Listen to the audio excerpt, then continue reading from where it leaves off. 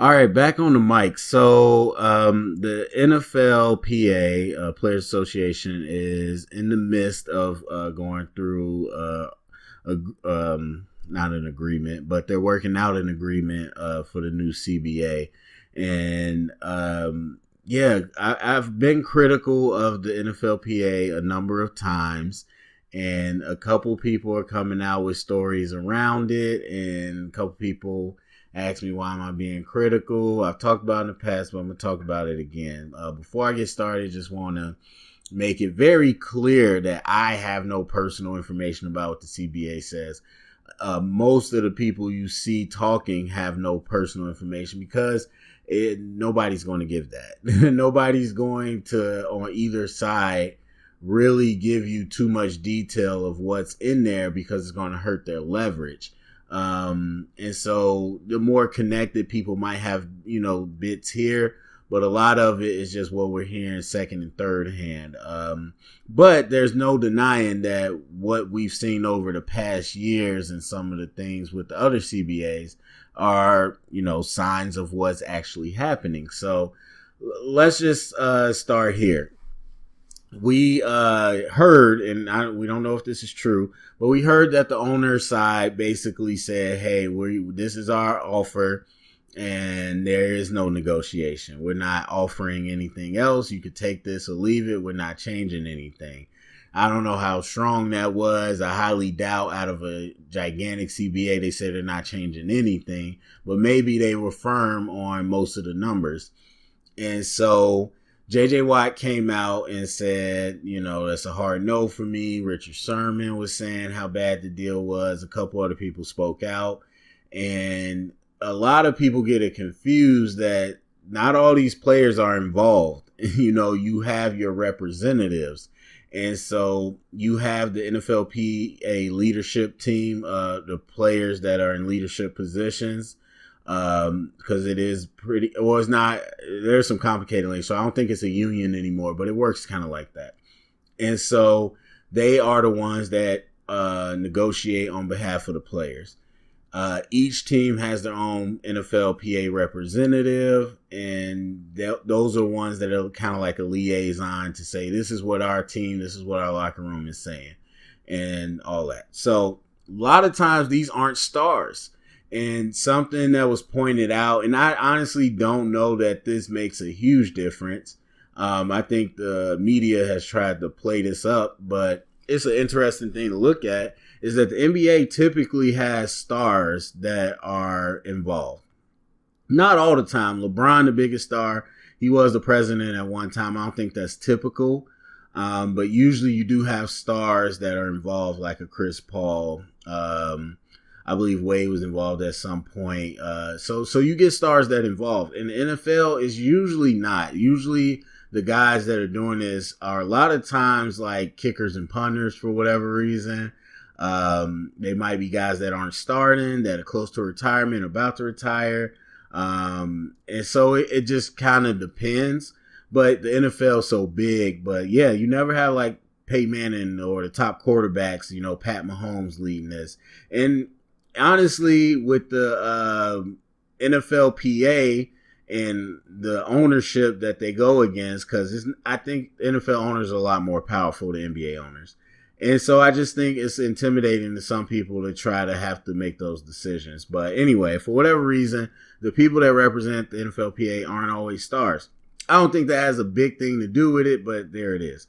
So anyway, what is one of the big things, because we could talk about this for hours, but I won't. One of the big things that's coming up out of this is this idea of this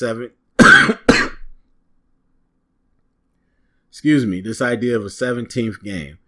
And so there's two levels we can look at that. Number one, the philosophical level of actually putting another game out there. And, then you get into the conversation of when is enough. We can talk about actually diluting the game or oversaturating the game, whether that be by fan perception or whether that be by players not getting to a point where they can't provide the best product. And so there's that conversation. Then there's the other conversation about money. If we are going to do it, and it's just going to, that's what they want. Obviously, more games equals more money. And so now we start the conversation about, are players, or how much of that is players looking to see. And so there's one of the big debates, because a lot of people are like, it's going to happen, and they want to add another playoff game and more playoff teams. They want more money. That's all they really want. And so again, there's a philosophical discussion about, is that good or bad for the game? But then there's the money side. And we're talking about the NFL, where the owners make more of the money that comes in than the players, versus a league like the NBA, where the players make more money than the owners. And on top of that, you're talking about less players in the NBA making a bigger pot in their own league than the NFL, where there's more players who need more money, but they're making a smaller chunk of the pie in their league. And so there's already that. And I can't speak to other professional leagues. I'm not well versed in that, but there's already that part there where it just seems weird, because it's like, okay, you would think in a league with less players, they wouldn't have as much power, even though we know the star power, but even still, not everybody's stars. And so there's that. But then we go into, okay, we're going to have the 17th game, and it's going to bring in this much money for the players. Of course it is. This is one of the biggest things. And Pat McAfee, I'll give credit, pointed this out, but something I've talked about a little bit before and that other people have seen is that the NFLPA is just really bad at handling their message. Now, you got 32 owners plus Goodell. That's a lot more manageable than thousands or how many players you got to represent for the NFLPA. So I get it. But even still, the NFLPA is just making it sound good. It's spin. It's all spin. They're saying this deal would put X amount of money into the players' pockets. Of course it is, because you're adding new money. And so you just make it sound like it's just overall a net gain, when really you're adding another game and you're bringing in new money. So now the owners are making money. And then, of course, a percentage of the new money goes to the players. They make it sound, though, because the casual person is just going to be like, oh, the players are getting a lot more money. Why are they upset? Because they're not just getting free money. If everything was the same, but the players were getting more money, that's a gain. That's when we're talking about a percentage change. But we're just talking about new money. So, yes, everybody's going to get money in their pockets. But the question is how much. And so that's where it comes into play. But overall, my beef with the NFLPA, and again, don't know if this is true, but this is what people with connections are reporting. We already know they voted down the first round, and it was close, but they voted it down.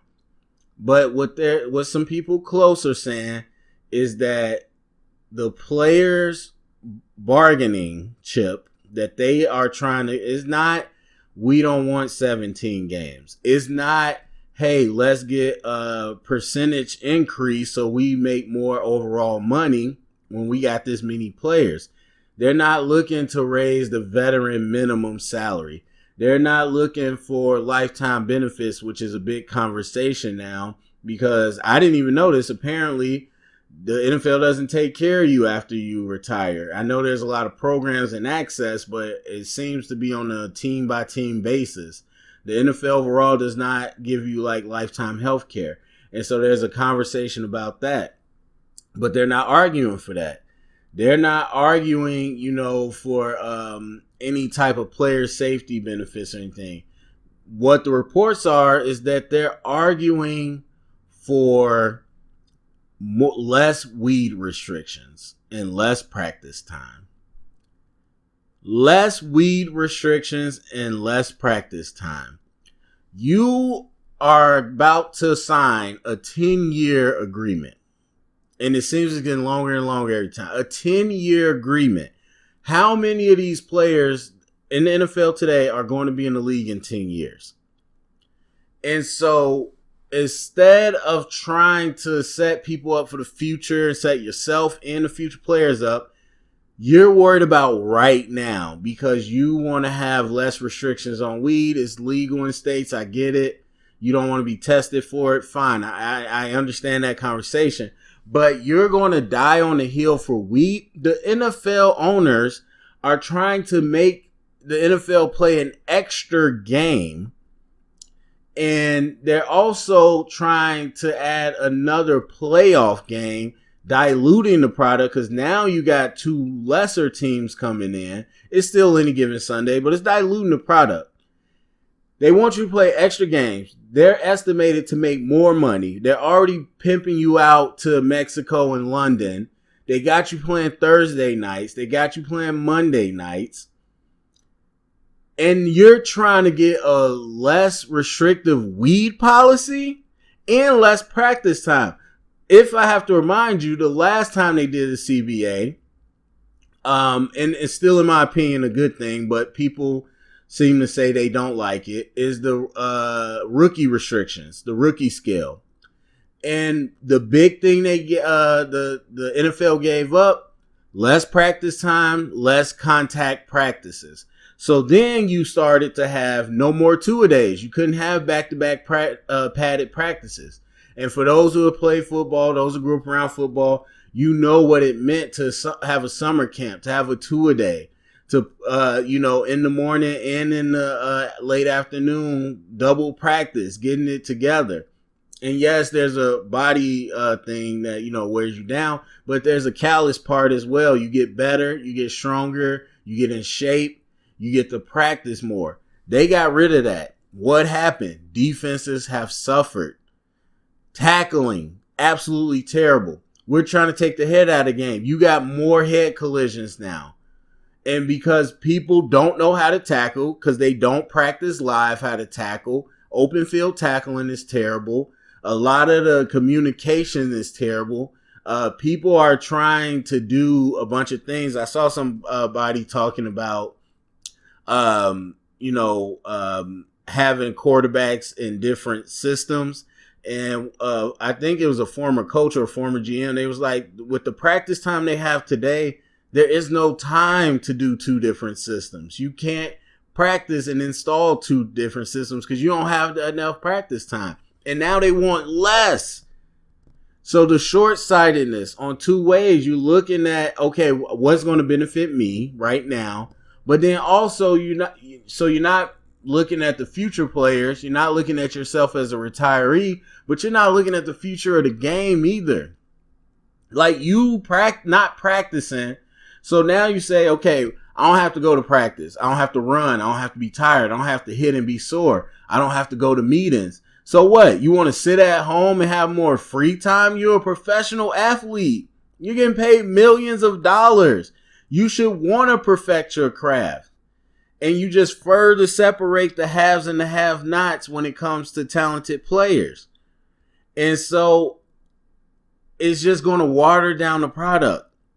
And that's what you're asking for after you have so many people that retired that said, yeah, it was nice not to have those practices, double practices, whatever, but it showed up. It affected my game. You could see it in the game. It affected it.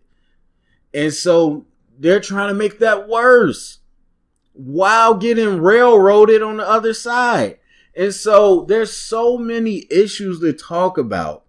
It blows my mind that you're so willing to have a 10-year agreement where you are completely railroaded because there is no reality where the NBA players should be making more of the pie than you are. You got way more players. You need that money. That should be number one, in my opinion. But even outside of that, you have so much that you need to bargain for. Let's talk about guaranteed contracts. If you said, and if it's me, if it's anybody with real type of guts and like mindset, you say, screw the weed, screw the practice. You want 17 games? Okay.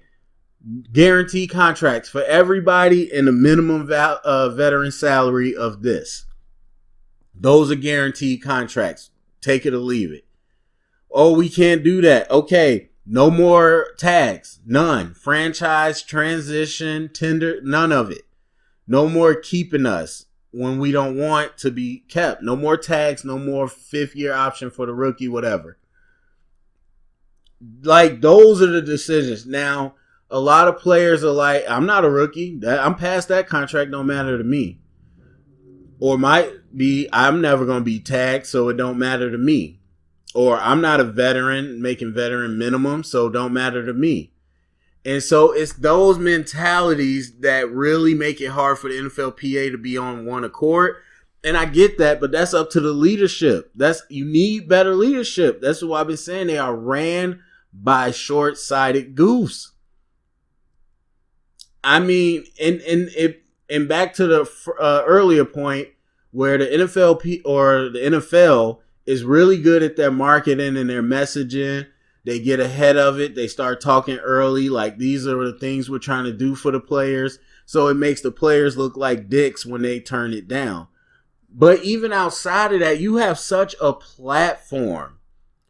And so if I'm on that group, if I'm in the leadership group and people are looking like, look, because from what we see on the vote and what we feel, a lot of players are like, whoa, owners aren't playing around. They said they're only giving us one chance. We got to make it right because we don't want a lockout. And that's the big threat the owners use. We got big money. You don't. We can wait you out. And so players are scared. Like, let's just get it done. If I'm on that group and it's like, we're going down, we're not going to negotiate, or we're not going to get anything big, I'm making it known. I'm on my social media. I'm on somebody's podcast. I'm on Fate or First Take. I'm on somewhere, and I'm talking about these issues. Make it known. And that's where they really lose at in this marketing thing against the NFL. And I get it that you don't want to say everything because you're going to lose leverage. But especially after it's signed for 10 years, I'm like, look, we should have been doing this. I said we should look for this. I said we should look for that. I'm not going to name names, but people weren't looking for that. They wanted to look for this, and they were more focused on this. I would put it out there so at least the fans can know, because fans could be your allies, and they're not letting people. And Pat McAfee mentioned this as well on his podcast. The people that he know, because he used to be in the NFLPA, and he reached out for like comment, or he was like, I'll speak up for you. And he said no one's getting back to him. And it's just like, use the resources you have. Because I guarantee you, not every fan, but if you put it out there and fans start to talk about it for 10 years and they're having discussion, every time we get to the owners meeting, every time we get to negotiations, fans are going to be like, oh yeah, I remember they were looking to get this and this. Are they going to get that this year? Is the NFL going to give them this? Is that, and now the conversation becomes bigger than just the players. And so it just blows my mind how much they're sitting on their hands. I'm not necessarily mad that you haven't won any negotiations, but it's like you're not trying. And DeMaurice Smith is trash. Get him out of here. Like, as a player, I'm not going to hold them accountable for not winning because they are players. But DeMaurice Smith, this is your area. I would hold him accountable for all these CBAs. He has not gained anything significant. Listen to what you got. You got less two-a-day contact practices. That's pretty much the only thing you've gotten in 3 CBAs. Yes, the money goes up. Yes, the contracts in the salary cap is bigger, but it's only bigger because the league is making more money because of you. Again, it's new money. It's not the same thing. And so for them to sit here and be like, look, players, look at this chart. Your paychecks have been going up, every CBA. Of course it has, because the pot keeps going up. But guess what? You keep the same percentage. And so they're going after really small peanuts when they need to be hunting a great white whale. They need to be hunting guaranteed contracts in a sport that is way more violent than basketball. Yes, it's more of a risk to the owners, but now you need to manage your money better then. They need to be hunting for getting rid of franchise tags. They need to be hunting for player health care, lifetime. They need to be hunting for bigger things. And no, you're not going to get them all, but you need to be hunting for getting one. And you're trying to get less weed restrictions. And so there's this whole thing about Adam Silver being a player's or a commissioner, and he's real cool and all that, and the star power. And yes, all that plays into a factor. However, the players expect more. Now, that might be because off the back of the history of the other players, that might be whatever it is, but they expect more. And so the things they look and ask for are a lot bigger than the NFL. And the NFL needs to start expecting more of themselves. And they need to start talking with each other to be more of a collective. And so it's fine. Like, to me, again, if you voted it down, if the owners beat you or the players argued and half them wanted, half did, I'm fine with that as long as you're swinging for something big. But you're just out here swinging for little peanuts when they're changing the face of the game. I know the NFL's changed over decades, but in my lifetime, my 3 decades, I've never seen 17 games. I never seen, 3 wild card games. They're completely changing the face of how the game is played. And you're sitting here trying to get less weed restrictions.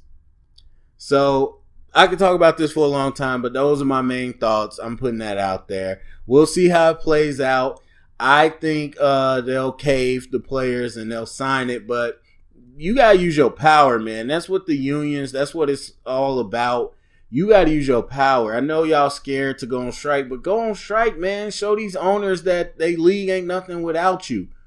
And so I would like to see more from them, but honestly, with the leadership they have, and quite frankly, the lack of players that are invested in the actual process, not just tweeting. Richard Sherman tweets, he goes on First Take, and he's in the room.